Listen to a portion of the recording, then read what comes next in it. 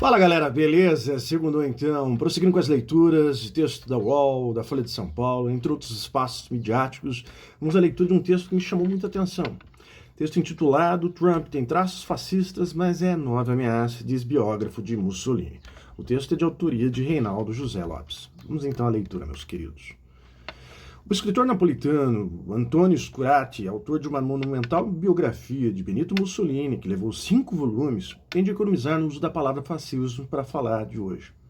Segundo ele, não é possível classificar a extrema-direita global como fascista no sentido que o ditador italiano deu à palavra, o que não significa que não haja muitas semelhanças entre os movimentos. Trump, apesar de tudo, conquistou o poder por 2 vezes, por meio de eleições livres, mas isso não deve nos impedir de perceber que o populismo soberanista dele e de outros líderes americanos e europeus herdou muitas características das ditaduras fascistas do século passado e representa uma ameaça nova e explícita à democracia liberal, argumenta ele. Como costuma acontecer com os monstros, a série de livros de Scurati, designada com a letra M, saiu um pouco do controle. No Brasil, chegou há pouco às livrarias do 3º volume com o título M, Os Últimos Dias da Europa, enquanto o 5º e último tomo acaba de sair da Itália. A terceira parte da série narra a aproximação cada vez maior entre Mussolini e seu antigo admirador Adolf Hitler, o fracasso das negociações de paz europeias diante da voracidade territorial do nazismo e o início do conflito global. A grande ironia nos anos narrados no volume é que, apesar do suposto apreço dos fascistas pela virilidade e pelas virtudes marciais, o regime italiano faz de tudo para atrasar sua participação no ataque às potências democráticas, França e Reino Unido, junto com Hitler. O ditador e seu genro, o ministro das Relações Exteriores, Galeazzo Ottaviano, não acreditam que a Itália esteja pronta para um novo conflito de grandes dimensões e regateiam com os alemães pedindo remessas gigantescas de matéria-prima bélica que sabidamente Hitler não teria como enviar. A decisão de entrar na guerra vem só por meio de um cálculo de oportunismo, no qual Mussolini chega à conclusão de que acabará sendo tratado como vassalo, caso os nazistas triunfem sem ele, como parecia que estava prestes a acontecer em 1940. Scurati transforma todos esses momentos em romance histórico, ainda que a narrativa esteja amplamente apoiada na documentação original da época. É comum que trechos de cartas ou notícias de jornal das décadas entre 1919 e 1945 sejam reproduzidos palavra por palavra nos volumes de M.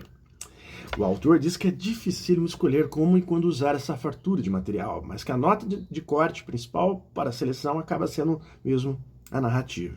O critério último, creio eu, é o rigor intelectual, mas, sobretudo, o da lógica literária. Se aquelas escolhas geraram uma síntese narrativa feliz dos acontecimentos históricos, um bom romance, capaz de inspirar o leitor, é porque foram as escolhas corretas. Ele compara o que tentou fazer nos livros com narrativas feitas a partir da tradição oral. É a história transmitida de boca em boca por quem a viveu. Talvez seja o único tipo de história que realmente importa. Além de retratar os figurões do regime, com destaque para Mussolini, que vive um lento declínio de seu vigor, em cenas patéticas com a amante Clara Petacci, o volume mostra ainda a amargura de judeus italianos que tinham apoiado a ascensão do fascismo. Ao contrário do que ocorreu na Alemanha, o antissemitismo não era parte programática do movimento de Mussolini no início, mas ao assumir um papel cada vez mais subalterno em relação ao poderio alemão, a Itália acaba impondo leis segregacionistas com os judeus, tirando-lhes a maior parte de seus direitos de cidadania. Sob o peso da perseguição, aparecem 2 desses antigos judeus fascistas, que estão entre as figuras mais complexas da série. Margherita Saffarti, ex-amante de Mussolini, e Renzo Ravenna, ex-prefeito da cidade de Ferrara. Ambos tiveram de fugir do país para sobreviver ao Holocausto. O fascismo italiano precisou de quase 2 décadas para aderir ao antissemitismo e à guerra engendrados pelos nazistas, mas era inevitável que o regime mergulhasse na carnificina, diz Scurati. Esse apocalipse final estava escrito no destino do fascismo, desde o princípio, porque a violência é a própria quintessência desse regime, sentencia ele.